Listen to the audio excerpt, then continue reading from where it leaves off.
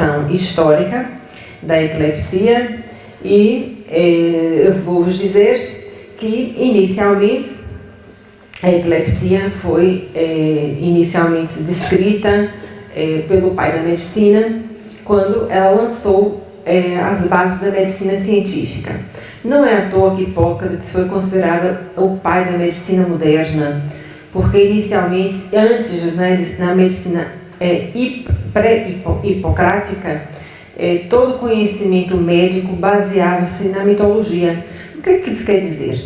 Quer dizer que o conhecimento médico era atribuído às influências demonológicas, às influências espirituais. Então, tudo aquilo que era desconhecido, de certa forma, era atribuído ao sobrenatural. Não é o caso desse microfone. Aqui é uma causa lógica e estabelecida. Eu já estou morrendo de medo de levar um choque. É verdade que eu levo choque em todo lado. Portanto, eu estou aqui torcendo um bocadinho o cabo do microfone para ele funcionar. Portanto, então, Hipócrates, denominadas mal comicial, que era quando os deuses estavam muito chateados com o povo, então lançavam a sua ira sobre este povo. E alguém, um desgraçado qualquer, portanto, lá no meio do povo, tinha uma crise convulsiva. Então, aquele pagava as contas dos deuses, portanto, lá tinha a sua crise convulsiva e tinha o seu mal convulsial ou a sua convulsão. No Código de Hammurabi e na Grécia Antiga, era tida como uma doença sagrada, acreditando-se que os deuses ou os demônios possuíam o corpo do enfermo. Lá está aquela ideia mitológica de que a força dos deuses podia ser exercida sobre o corpo físico e por isso mesmo, então, nós tínhamos as doenças por força dessa força sobrenatural. Mas eu estou querendo colocar esta questão para introduzir o tema. Por quê? Porque nós, espíritas, ainda costumamos ter a ideia de que a epilepsia não é um mal comicial, fruto da ideia demoníaca. Nós temos uma ideia muito próxima. Temos a ideia de que a epilepsia é um mal espiritual. E trazemos essa ideia da antiguidade, que é uma ideia de que era realmente força dos espíritos ou demônios ou dos deuses, para a nossa atualidade.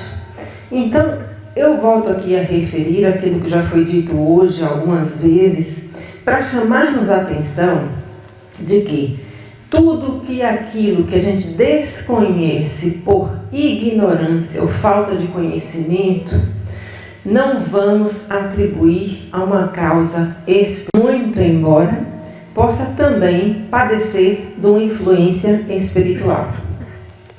Portanto, não vamos voltar à idade da mitologia grega. Portanto, prosseguindo, então, e definindo a epilepsia, seria uma doença do sistema nervoso central, onde ocorrem intensas descargas elétricas que não podem ser controladas pela própria pessoa, causando sintomas como movimentos descontrolados do corpo.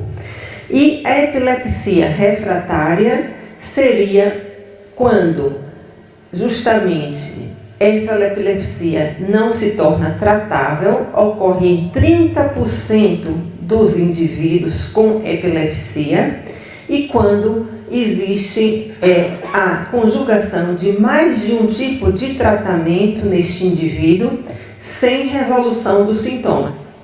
Então, nós temos muitos medicamentos antiepilépticos que vocês conhecem, como o valproato de sódio, que é um dos mais conhecidos, a carbamazepina, que é o mais antigo, temos a lamotrigina, temos o levetiracetam, que é o Keppra, que é aquele, assim, talvez um dos mais novos.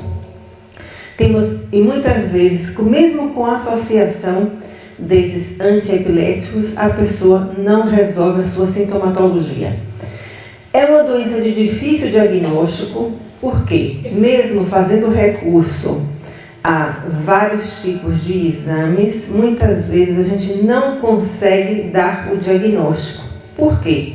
Porque, sendo uma doença que é uma expressão de uma descarga elétrica no cérebro, muitas vezes não se consegue apanhar o momento exato quando acontece este momento. Então, muitas vezes há o exame, mas não existe o diagnóstico. Por exemplo, o eletroencefalograma, só 5% é positivo neste tipo de epilepsia. Ou seja,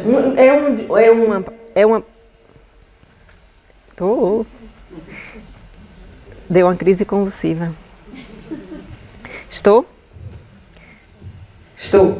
Então, o eletroencefalograma, que é aquele que se pede de uma forma mais rotina, talvez o mais barato, é um exame que muitas vezes não dá o diagnóstico. Só 5% das pessoas que o fazem é que conseguem ter um diagnóstico através de um eletroencefalograma.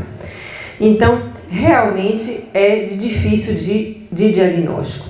Mas, por exemplo, pode-se fazer no diagnóstico diferencial um TAC, uma tomografia computadorizada, uma tomografia por emissão de positrons, para perceber se existem outras causas, uma ressonância para se ver uma esclerose mesial, que normalmente se dá um diagnóstico, e mesmo assim é às vezes difícil, porque muitas vezes o foco de descompensação está tão profundo no cérebro que não é possível diagnosticar onde é que está essa descarga elétrica anômala no nosso cérebro.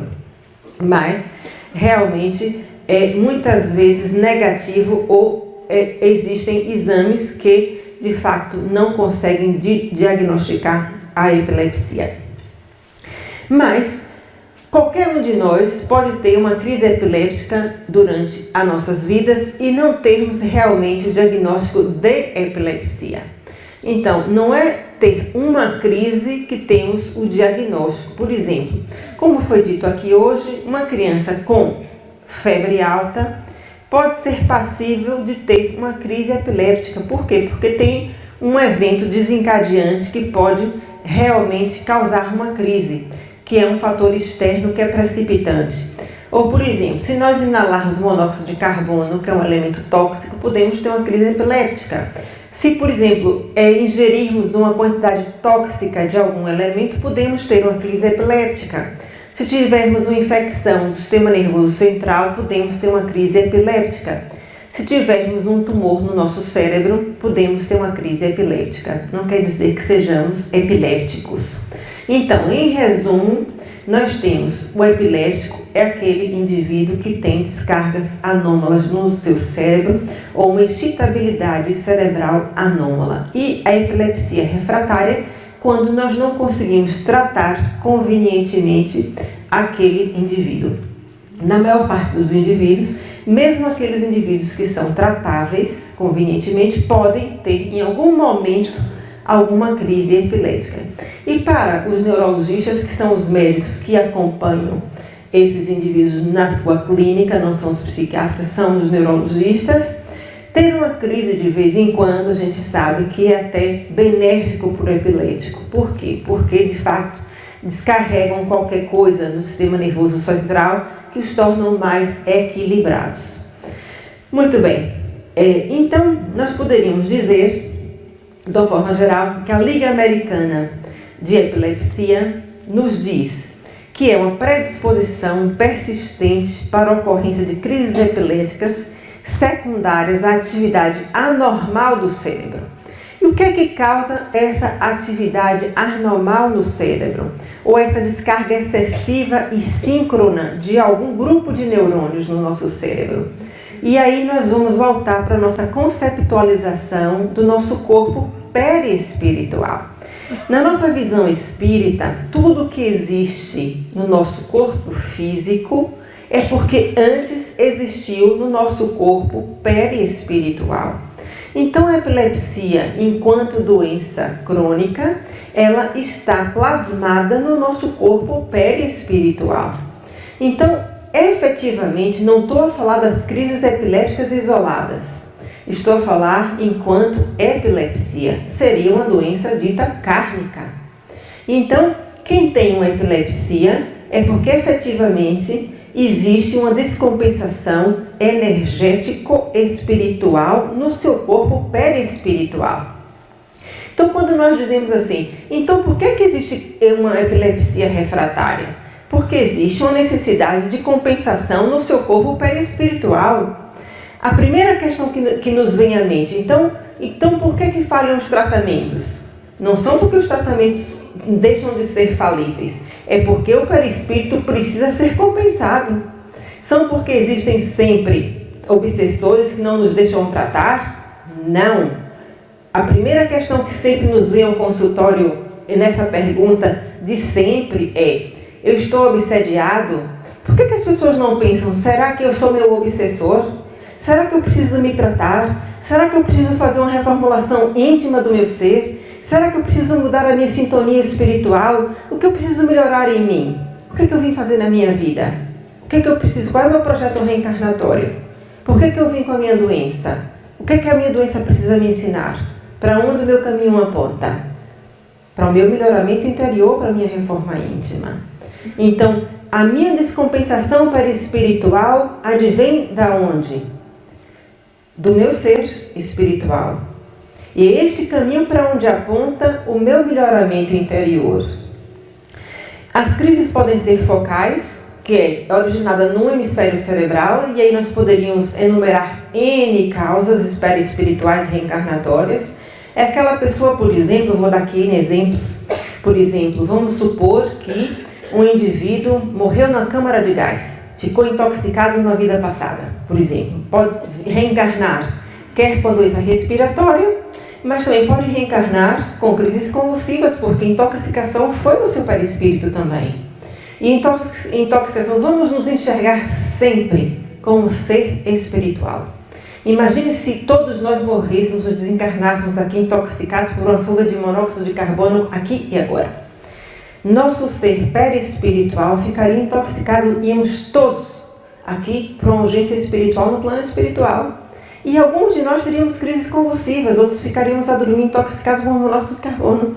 Alguns de nós teríamos crises convulsivas, não tenham dúvidas, no plano espiritual. E alguns de nós poderíamos até ficar com compromissos a nível do sistema nervoso no perispírito, e lesões inclusive. Porque o nosso corpo espiritual não está separado do nosso corpo físico. Existe uma ligação, uma interligação permanente, intensa do nosso corpo espiritual com o nosso corpo físico. E imagine que todos nós fôssemos recambiados para o mundo espiritual e desencarnássemos. E alguns de nós ficaríamos com lesões. Por que a gente, quando pensa no passado, só pensa que a gente fez mal? Naquilo, sem dúvida, que fizemos. Atenção, isso é só um parêntese. Mas por que a gente só pensa nas coisas ruins? Vamos supor que, lesando esse perispírito, nós tenhamos necessidade de reorganizá-lo. E, muitas vezes, vimos com sequelas. E essas pequenas sequelas, que são pequenas sequelas, precisam de reorganização e de reestruturação. E a epilepsia, sem qualquer julgamento, porque temos que olhar para as coisas sem julgá-las. E para as pessoas e para as doenças sem qualquer julgamento.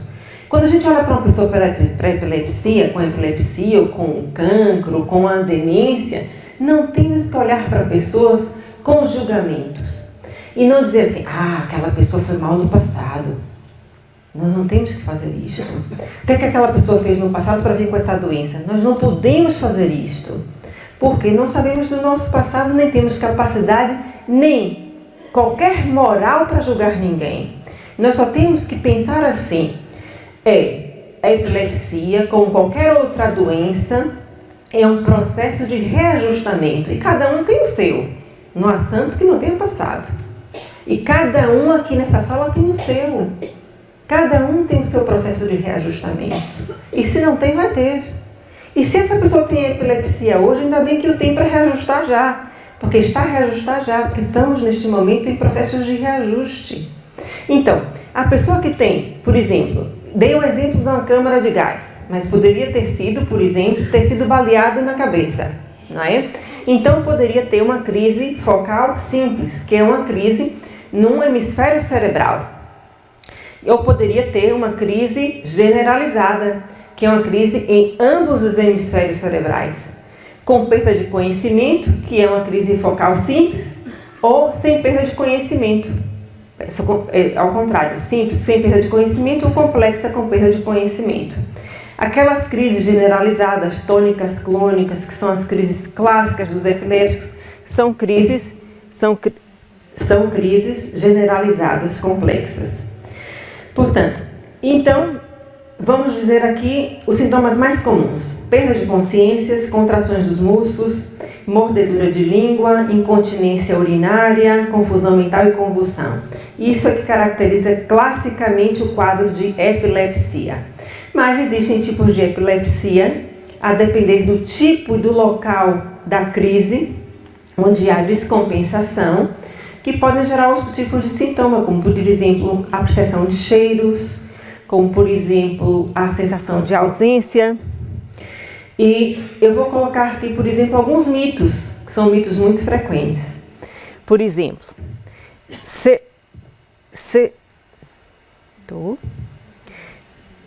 eu acho que não querem saber dos mitos. Alguns mitos. Ser uma doença contagiosa é um mito, não é uma doença contagiosa. Impedir que o doente engula a própria língua. Portanto, nós temos, quando a gente normalmente segura a língua, as pessoas tendem a pôr a mão na língua da pessoa, tem que evitar que seja mordida, na verdade, porque é uma contração da região do maxilar. Mas o doente epiléptico, na crise, não vai engolir a língua. Ele trava a região do maxilar, mas ele não engole, ele não enrola a língua para dentro para engolir a língua, como é óbvio. A gente tem que permitir que ele continue a respirar. Não é uma doença mental, ele não é um doente mental, muito embora existam vários estudos que dizem que existe uma personalidade característica do epiléptico, ou uma personalidade epileptiforme, eu concordo com isso.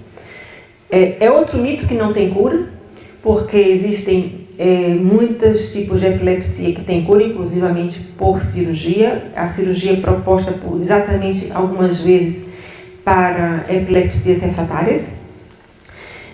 Outro mito é que todo epiléptico padece de obsessão, está obsediado, é um mito.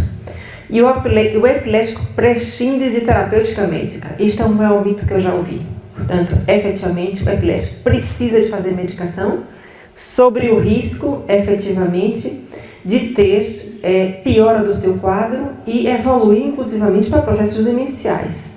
Por quê? Porque no momento que ele tem aquela descarga elétrica no cérebro, há também uma descarga dopaminérgica de neurotransmissores que são tóxicos para o cérebro. Assim como também quando existe um surto psicótico, quer na doença bipolar, quer na doença esquizofrênica, quer na patologia esquizofrênica, que existe uma descarga de neurotransmissores que são neurotóxicas. E nós, quando impedimos essa descarga, evitamos que exista morte, apoptose, morte do neurônio. Portanto, tem mesmo que ser tratado. Então, algumas causas de epilepsia. A hipóxia, isquemia perinatal. Por exemplo, as crianças que nascem com sofrimento perinatal por dificuldade no nascimento, pode levar a hipóxia e isquemia perinatal e podem realmente cursar. Uma coisa interessante que a maior parte das causas de epilepsia são originadas durante a gestação. Doenças congênitas, traumatismo crânioencefálico, doenças cerebrovasculares, infecções, neoplasias, cancros. Os distúrbios metabólicos podem originar causas epilépticas, doenças congênitas, tumores e causas de origem indeterminadas. E 75% dos pacientes iniciam sintomas antes dos 18 anos. Devo referir outra coisa que é importante, que o amadurecimento cerebral também pode fazer com que algumas dessas crianças que iniciam crises convulsivas na primeira infância, depois deixem de apresentar epilepsia. Isso por quê? Porque nós sabemos que o nosso cérebro está em desenvolvimento até os 25 anos. Antigamente pensava-se que era até os 18, por isso que querem aumentar a maioridade para os 25 anos. E hoje em dia sabe-se que o nosso córtex pré-frontal desenvolve-se até os 25. Então, por isso, o cérebro da criança é um cérebro imaturo. E à medida que ele vai se desenvolvendo, realmente, por isso que as convulsões são tão frequentes na infância. E por isso que as crianças, quando têm febre, é tão fácil ter convulsão. Por quê? Porque ainda é um cérebro muito imaturo. Então é muito fácil haver uma descarga elétrica. É como se fosse uma condução elétrica. É um fio elétrico. O fio está passando aqui e é muito fácil encontrar aqui uma anomalia e por isso tem uma descarga anômala e tem uma convulsão. Com a maioridade, com o crescimento, desenvolvimento, amadurecimento cerebral, é como se o cérebro ficando mais fortalecido, é mais difícil. Portanto, e aí é fácil perceber a organicidade da epilepsia. Por isso, com o amadurecimento cerebral, isso se torna mais difícil.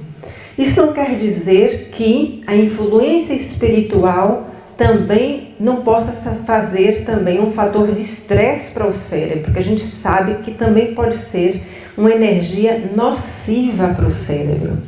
Portanto, nós sabemos, por exemplo, que tudo que seja excesso de estímulo pode desencadear uma crise. Por exemplo, um cérebro mais vulnerável não tolera excesso de ruído, não tolera, por exemplo, excesso de estímulo luminoso, não tolera a falta de descanso. Tudo isso, num cérebro mais vulnerável, pode desencadear uma crise no epilético. Então, um estímulo mais nocivo a nível espiritual também pode desencadear uma crise convulsiva. Continuando, na Gênese, no capítulo 4, Kardec diz o seguinte: adverte com obsessão intensa, com grande dependência entre obsessor e obsediado, pode gerar lesões orgânicas através desses fluidos espirituais nocivos para o indivíduo. Esta marca no perispírito pode induzir no corpo físico sintomas epileptiformes. Eu não estou inventando nada, vão na Gênese e leiam isso. Portanto, isso é influência nociva espiritual que pode causar lesão. Mas eu chamo a atenção, realmente essa influência tem que ser prolongada e tem que existir a tal vulnerabilidade no próprio corpo perispiritual do espírito obsediado. Depois, no Livro dos Espíritos, Kardec chama atenção para o seguinte: para as influências espirituais onde há possessão propriamente dita ou subjugação da pessoa por um espírito obsessor. E diz: são os verdadeiros possessos, mas fica sabendo que essa denominação nunca se efetua sem a participação daquele que a sofre. Mais uma vez, chamamos a atenção de que, realmente, quando existem esses fenômenos, tem que haver a vulnerabilidade ou a participação, e nunca causado somente pela outra parte espiritual. Nunca existe obsessão sem haver a presença do obsediado, ou sem haver a contrapartida do obsediado na parte para que exista realmente a obsessão. Então, com isso eu quero dizer que quando falamos em epilepsia refratária, não queremos chamar a atenção, quando os exames diagnósticos dão negativo, normalmente a gente tem a tendência a dizer: só pode ser influência espiritual. Queremos dizer que há uma grande dificuldade de diagnosticar de facto a patologia, porque é uma patologia em que a própria condição, por ser uma disritmia elétrica e efetivamente causada por esta disritmia, portanto, é difícil o diagnóstico. E não é uma anomalia que se tenha, que existe porque existe ali uma massa, porque existe... A massa pode causar, mas é uma patologia elétrica, de uma disritmia, uma desregulação elétrica do cérebro. Então, nem sempre é muito fácil existir essa dificuldade, essa facilidade em realmente existir o diagnóstico. Mas é muito importante, quando existir a obsessão, devolver essa responsabilidade para o obsediado na sua contrapartida de responsabilidade no seu processo obsessivo. E nunca, mas nunca, realmente suprimir a necessidade de intervenção médica. Portanto, partindo para algumas questões de diagnóstico diferencial, eu gostaria de chamar a atenção para duas circunstâncias principais, que é uma circunstância que é uma síndrome vasovagal, que muitas vezes é confundida com a epilepsia, mas que é uma circunstância que também é confundida com processos obsessivos, e uma outra circunstância que eu vou explicar também, que são as crises não epilépticas psicogênicas ou as crises conversivas, que nesse capítulo são de origem próprias do indivíduo e que efetivamente podem ser confundidas com fenômenos obsessivos. Portanto, nas síndromes vasovagais há uma perda de consciência transitória, não traumática, mas cuja fisiopatologia básica é uma hipoperfusão cerebral de sangue para o cérebro, devido a uma dificuldade na perfusão da artéria cerebral. É comum na adolescência, mas é transitória e normalmente há uma desregulação gerando hipoperfusão e a pessoa desmaia. Mas normalmente ela é transitória. Muitas vezes a pessoa perde a consciência de repente e isso é confundido com a influência espiritual, porque depois a pessoa volta à consciência ou mediunidade. Eu já recebi alguns casos desta situação e efetivamente não se trata nem de uma situação e nem de outra. Portanto, é uma situação que é corrigida com alguns medicamentos específicos. Eu tenho um caso deste para vos contar, uma menina de 24 anos, com crises de desmaios súbitos, desde os 8 anos de idade, e eu dizia para os pais e dizia o seguinte, mas olha só uma coisa, ela veio com diagnóstico de obsessão do centro espírita, e eu dizia assim, caramba, mas uma obsessão desde os 8 anos, há 6 anos ela está obsediada, e ela de repente, do nada, desmaiava. Isso, mas não pode ser. Já fizeram todos os exames, perguntavam e me trouxeram. Piorou no início da adolescência, e é comum, realizou, aí está, todos os exames eram todos normais, eletroencefalograma, TAC, ressonância, vídeo EEG, que é um vídeo em que a pessoa é monitorizada com eletrocardiograma e videovigilância. Portanto, tinha no vídeo uma crise, caía e o exame era normal, tá aí, tudo normal. Voltou para o centro espírita, tá vendo? É obsessão, só pode ser obsessão. Porque estão todos os exames normais e continua tudo, a menina continuava a ter crise. Portanto, fez um eletrocardiograma normal, fez um Holter 24 horas normal, fez um tilt, tudo normal. Todos os exames eram normais. Portanto, e aí a única coisa que sobrava era a obsessão. Continuava com a possibilidade de ter obsessão. Não respondeu ao uso de convulsivantes, mas também não melhorou da desobsessão. Foi ao centro espírita, fez um tratamento dos obsessivos, não dava nada, os anticonvulsivantes não davam nada, e de repente estava numa urgência de Santa Maria, teve uma crise, foi apanhada por um intensivista e foi visto que realmente ela tinha uma crise vasovagal de hipoperfusão cerebral, e a menina quase ia dessa para melhor, porque efetivamente ela tinha uma hipoperfusão cerebral e na altura foi aferido isto, e foi passado medicamentos específicos para essa condição, e a menina melhorou, e realmente com o amadurecimento, isto vai passando com a idade da adolescência.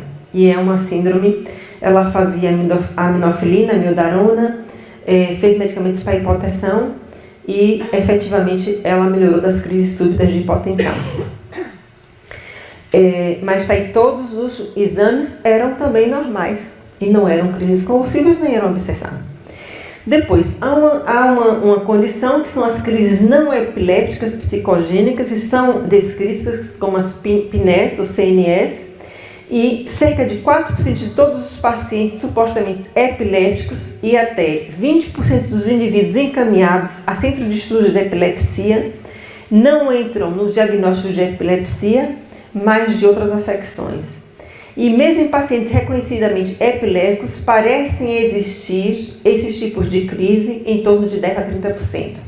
Ou seja, mesmo aqueles que têm o diagnóstico de epilepsia, parecem em algum momento ter esses outros tipos de crise que não são epilepsia. São outros tipos de crise, que os próprios médicos não sabem que tipo de crise é. Pronto, e aí a gente questiona, são crises psicogênicas? Crises psicogênicas são de origem psíquica. São crises conversivas. As crises conversivas são crises originadas psicologicamente. ou são realmente crises espirituais? E nesse capítulo aqui, nós poderíamos questionar o que é que originaria esse tipo de crises, que parecem epiléticas e não são, mas também não se resistam eletrofisiologicamente nenhum tipo de crise. Portanto, neste capítulo, nós poderíamos questionar se efetivamente poderia existir aqui algum processo espiritual ou obsessivo naquele momento que poderia influenciar para aquele tipo de ocorrência. E efetivamente são muito frequentes. Eventualmente poderiam ser crises de origem psicológica e o doente já ter efetivamente uma aprendizagem do tipo de crise epilética e repetida num momento de maior ansiedade, poderia. Mas também põe-nos a hipótese de ser uma crise de origem espiritual. Vou vos apresentar o caso Lúcia, não é essa senhorinha, mas seria uma senhora de 81 anos, que sofreu uma queda por perda de conhecimento, portanto ela perdeu a consciência.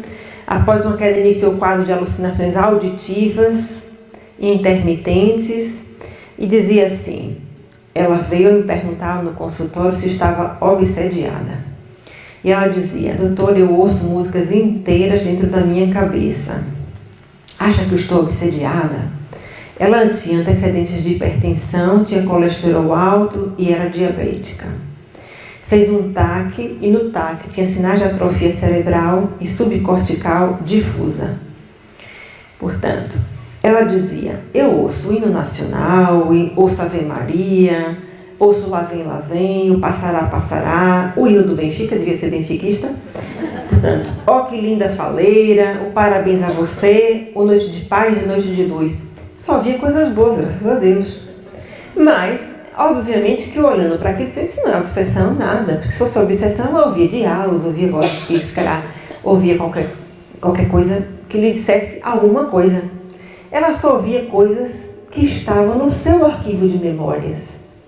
Provavelmente, quando ela teve aquela queda com perda de conhecimento, ela provavelmente teve um AVC que lhe fez uma cicatriz, uma lesão na zona da audição, onde ela provocou ali a tal descarga elétrica no cérebro, no disparo, na zona da audição, da zona da memória, onde ela guardou as respostas minêmicas das músicas que ela já conhecia a vida inteira. Mas ela se queixava que ela via música o dia inteiro.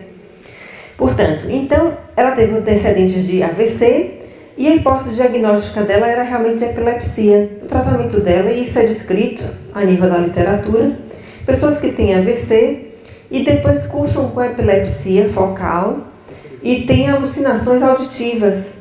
Portanto, e nesse caso ouvia músicas. Esses são casos raros, mas descritos na literatura e são tratados com antiepiléticos, com anticonvulsivantes, em baixa dose. Ela teve uma remissão inicialmente total, mas depois parcial dos sintomas. Melhorou bastante, mas ainda continuou ouvindo algumas músicas, felizmente agradáveis. E por último, eu vou vos contar um caso de JP. Foi um caso recente, que eu internei há uma semana no meu serviço, um jovem de 47 anos, com convulsões desde a sua infância, nunca com controle parcial do sintomatologia epilética, seguido também na neurologia. No dia anterior tinha ido ao serviço de urgência para ser internado por agressões físicas a cuidador e violência no domicílio há 24 horas. O utente referia que partiu tudo em casa e teria morto a mãe a facada se a polícia não tivesse impedido. Portanto, ele tinha antecedentes médicos de debilidade mental, seguida a neurologia e psiquiatria desde os 29 anos, a 18 anos. Tinha 5 internamentos em psiquiatria. Antecedentes médicos, o pai suicidou-se por alcoolismo, tinha também alcoolismo, e a mãe com problemas parecidos. Vivia com essa tia, que ele quase morreu, com aquele quase matou, era tia-mãe, desde 1 mês de idade. E a hipótese diagnóstica dele, ele tinha epilepsia, mas tinha também a debilidade. Ele dizia assim, ouvia vozes que mandavam matar a tia. Ele dizia assim, de quem eram as vozes? Era de meus colegas do colégio. Mas a voz eram de quem? Do Tiago, do João. O que as vozes diziam? Para matar a tia. Mas por quê? Porque ela é má. Então, e hoje? O que é que sente? Hoje eu já não penso isso. Mas por quê? Porque ela é minha amiga. Ok.